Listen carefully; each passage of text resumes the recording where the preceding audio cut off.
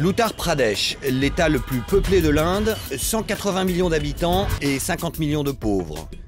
C'est ici que ce que l'on nomme le scandale du siècle a éclaté. Depuis 10 ans, l'aide alimentaire gouvernementale est détournée. Les responsables, des fonctionnaires, jusqu'au plus haut niveau de l'État.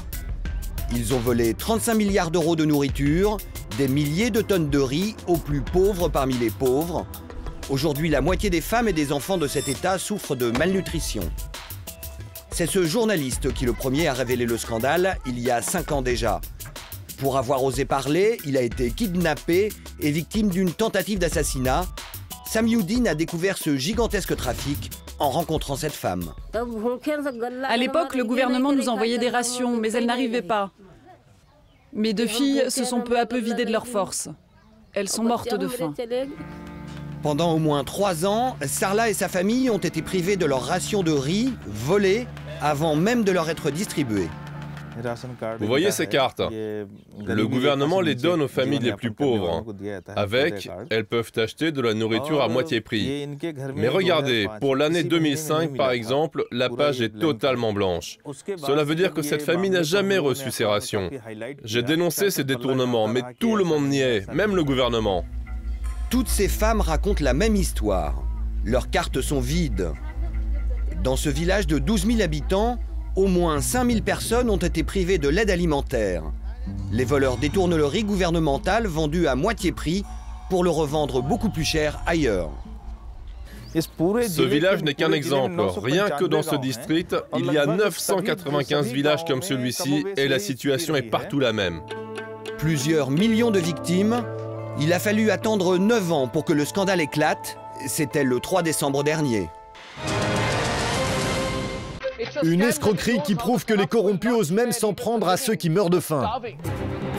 À partir de 2002, 80% de l'aide alimentaire aurait été détournée. Les médias évoquent 10 000 suspects, politiciens, fonctionnaires ou policiers. Ils auraient profité d'un système de distribution de nourriture vieux de 50 ans qui faisait la fierté de l'Inde. Le gouvernement achète du blé, du riz et du sucre pour le revendre à moitié prix aux plus pauvres. Les détournements ont eu lieu à chaque étape, dans ces entrepôts où les aliments sont stockés, lors du transport des denrées par camion ou par train. Seul un chargement sur 5 arrivait à destination dans ces centres de distribution. Monsieur, s'il vous plaît, ne me donnez pas moins de grains qu'aux autres. Bien sûr que non, je donne la même chose à tout le monde. Ce jour-là, devant notre caméra, les rations sont plutôt généreuses. Mais à l'arrière du magasin, le distributeur va nous révéler sans aucune gêne que les détournements continuent. On distribue une partie des rations aux gens, mais on prélève à chaque fois quelques kilos. J'en garde un peu pour moi, mais surtout, je dois en donner à mon boss et à tous ses supérieurs. Tout le monde prend sa part. Cet homme n'a même pas l'impression de trahir un secret.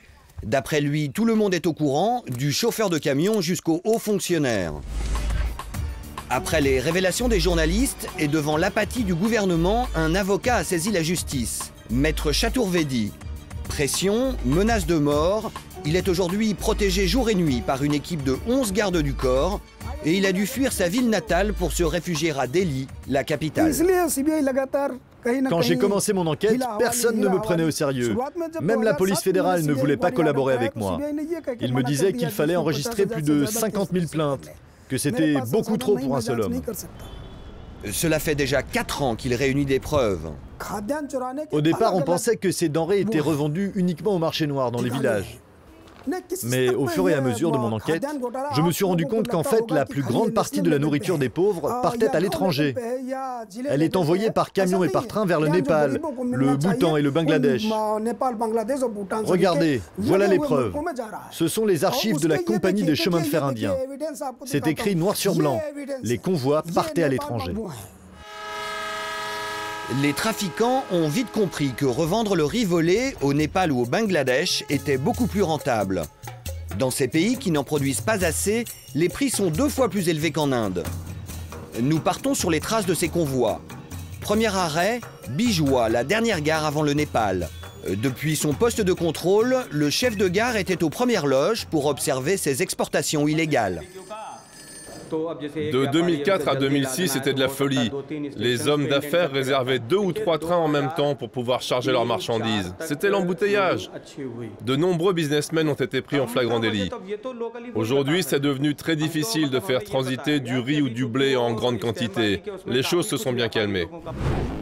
Le trafic a ralenti parce que le gouvernement a enfin réagi. Depuis décembre, la police fédérale enquête. Perquisitions, arrestations, les autorités indiennes veulent faire oublier leur silence des dernières années. Au moment où je vous parle, nous venons de terminer notre investigation dans un district. 7 personnes ont été arrêtées et nous avons entendu 1270 témoins. Ce sont pour la plupart des fonctionnaires, des gens qui travaillaient pour le gouvernement et qui ont abusé de leur autorité. Un seul district, les enquêteurs en ont encore 70 à ratisser. Et à quelques kilomètres de là, dans la ville frontière entre l'Inde et le Népal, nous allons découvrir que la contrebande se poursuit au grand jour. Pas de mur, pas de barbelés, une frontière ouverte. Ces gardes sont le seul rempart contre les contrebandiers. Ils patrouillent constamment. C'est en ville du côté indien que tout commence, sur ce marché l'un des plus animés de la région. Ici, notre caméra semble déranger les vendeurs. Ils ne veulent pas être filmés. Allez, sors de là, on ferme.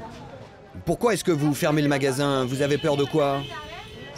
C'est pas la peine d'insister, j'ai rien à vous dire. Les stocks dans les boutiques sont supérieurs à la production locale. Une partie de ce riz provient probablement de l'aide alimentaire. C'est ma boutique, je ferme quand je veux, non? En fait, les clients de cette échoppe ne seraient pas des acheteurs, mais des passeurs. Depuis que le scandale a éclaté, il est presque impossible de faire passer un camion ou un train de grains. Alors les vendeurs de riz payent des enfants pour emmener la marchandise au Népal.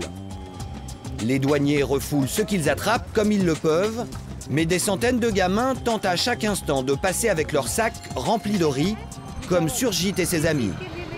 Qu'est-ce que tu transportes? Je fais de la contrebande. On transporte des petites quantités de riz de l'autre côté de la frontière. Comment ça se passe? Vous achetez du riz en Inde et vous le revendez plus cher au Népal? Non, on n'achète pas le riz. Nos boss ont 2 boutiques. Une en Inde et une au Népal. Donc on le transporte de l'une à l'autre.